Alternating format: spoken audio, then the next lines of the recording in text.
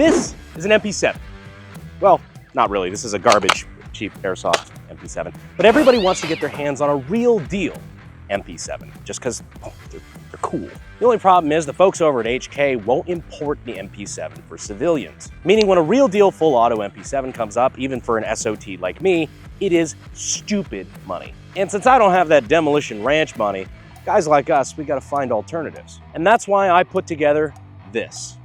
This is the poor man's MP7. Mom, I want MP7. We have MP7 at home. A lot of people have done poor man MP7 builds with the CMR30 from Caltech. And I think those actually look pretty good, but somebody made body kits for the Caltech, also Caltech, CP33, and that's what this baby is today. So I guess the real question is, will this scratch my MP7 itch? Let's find out.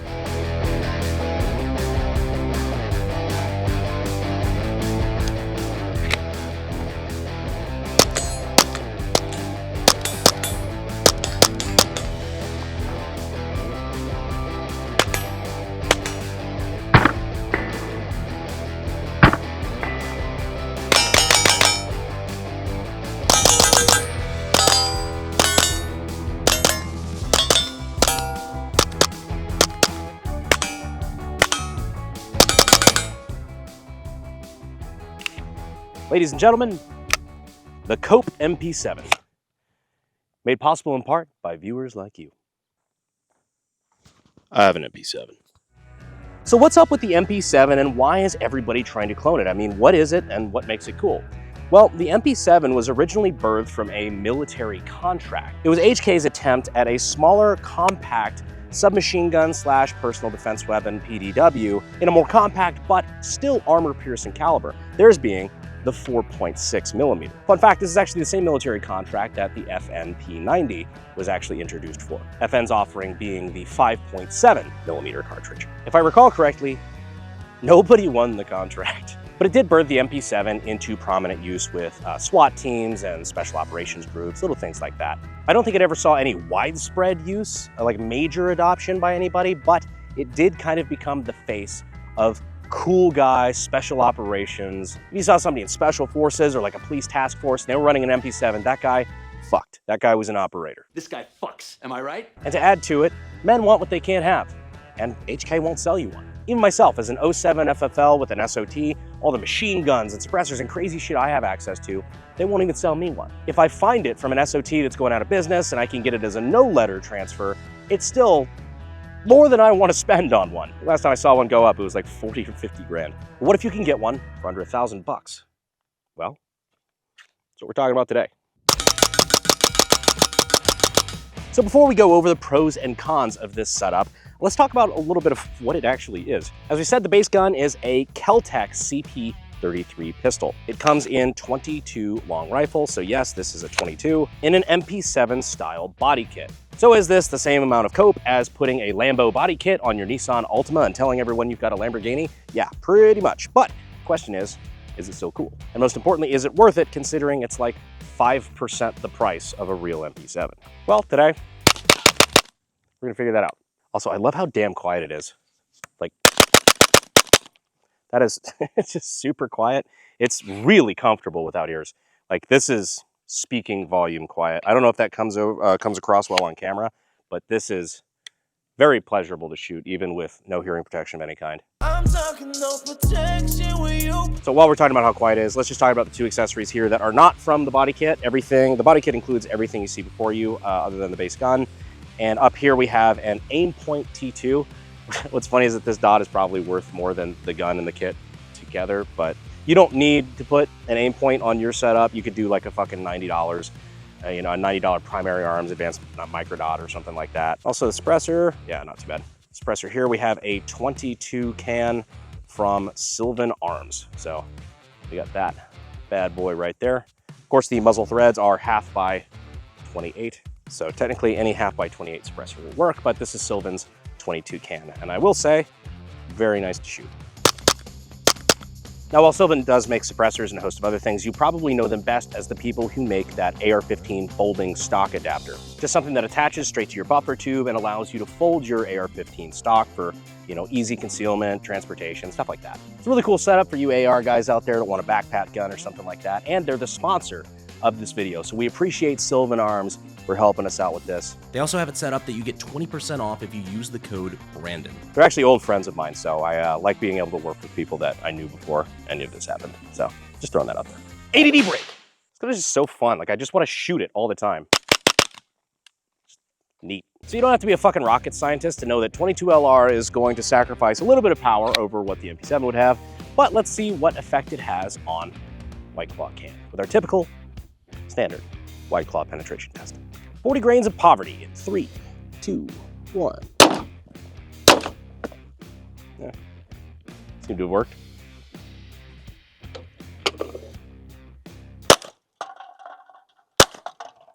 .22s are just so fun.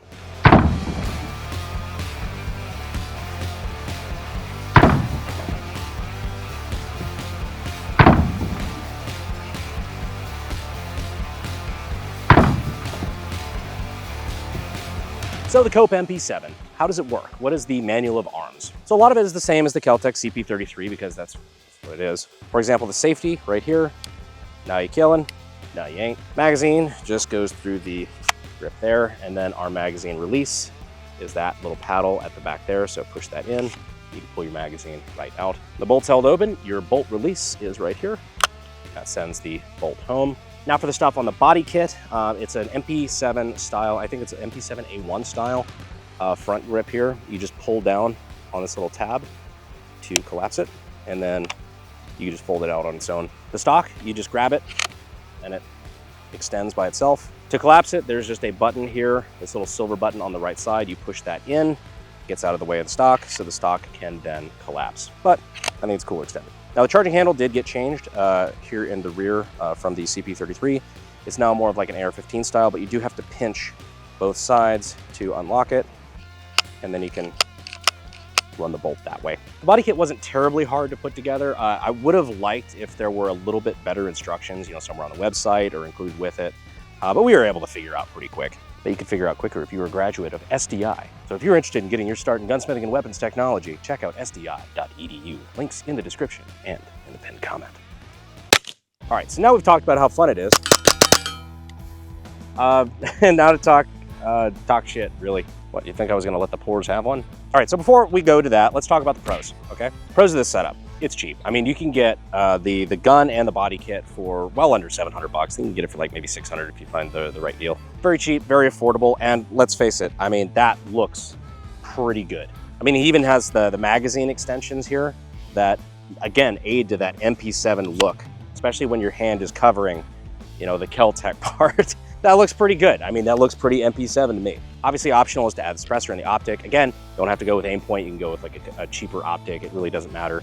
And suppressor is, I think it adds to the MP7 look quite a lot. So if you're not afraid of a tack stamp, they're really cool. If you want to go for a fake suppressor, I don't think that's really nearly as cool, but I mean, you've already got the Folex of firearms, so I mean, I guess you might as well take it all the way. But now let's talk about some of the stuff that I do not like about it. It feels really fucking cheap.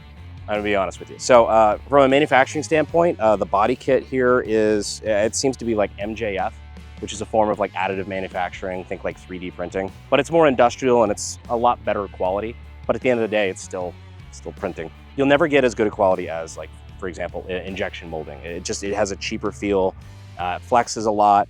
That doesn't, I don't think it's a point against it on, let's say like the frame here, like the top part and even the handguard is pretty solid. But if you can come in here a little bit, you can see this is already breaking. On the stock, you have a much thinner tolerance here, and this is just flat out cracked. Like, this is cracking apart. And that is after maybe 100, 200 rounds. Yeah, maybe about 200, just recoil. This has not been drop tested. We haven't done anything like that. It's coming apart to the point where if I pull that out with my fingernail using just even a little bit of force, that's gonna split apart and probably fall off the gun. I also have an additional magazine that one time I dropped unloaded at my house the first day I put this together, right? I dropped it on the tile by accident, unloaded, and the base plate fucking shattered. I mean, it just completely fell apart. As you can see, it's still functional, but if I peeled back on that, this thing would probably fly to pieces. Now, I don't want to shit on Ferrotech. The guy was super nice. He has no idea I'm making this video, by the way. This is not a sponsored review. I hate doing fucking reviews. This is just not my style. But anyhow, I would rather be constructive with my criticism on this, and from, you know, manufacturer to manufacturer, somebody who's done some prototyping before. My biggest advice, I think, would be there's a lot of tolerances that need to be beefed up. Like these, the wings there on the back of the stock is, that's way too thin. You want to thicken that up, which with MJF you can easily do. I mean, it's not that hard to do. Easy, just change it in the computer model and then make a new run of them. That or aluminum. Aluminum might be a good choice for that. And I would definitely say for the base plates, aluminum. Aluminum would be the call. This is a little flimsy, but it's not awful. I don't feel like it's going to break off in my hand. If I pushed this forward, it absolutely would break. But again, the rest of this is pretty solid. I got the aluminum top rail as well, and that feels like it helps a significant amount. The way the stock extends, if you pull it out too fast, it just comes off. That's a fucking problem, considering if you'd ever, you know, needed, quote unquote, to pull that out quickly, you won't fucking need it anymore. So I guess when it comes down to it, would I ever trust my life to this setup? Absolutely fucking not. Does it look really cool, and is it an awesome plinker and a lot of fun just out at the range? Fucking around, and maybe would I use it to take out the annoying neighbor's cat that pisses on my shit in the backyard? Yeah, sure, I would totally do that. So, fun range toy.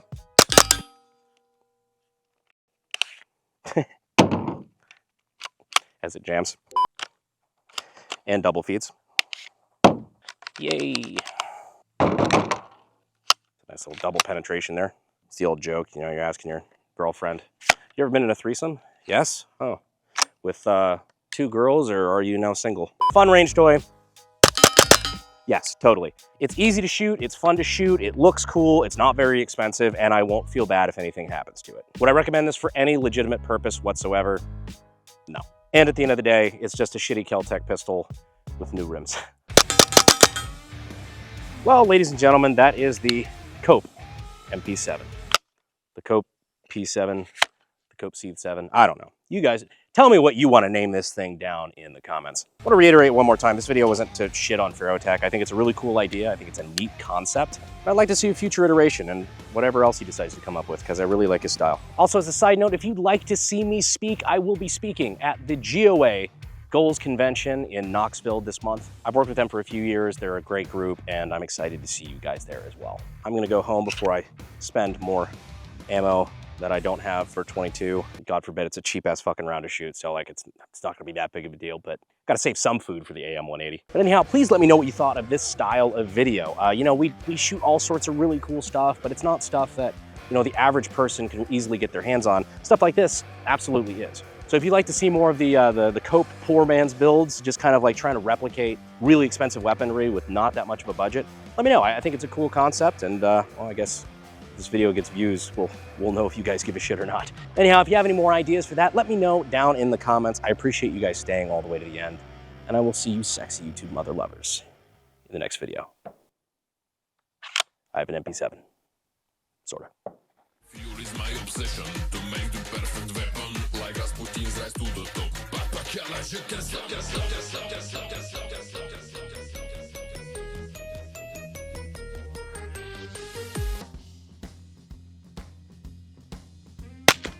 Nope. This is an MP7. Well, not really. This is a shitty, I can't say shitty in the beginning. I'm relatable.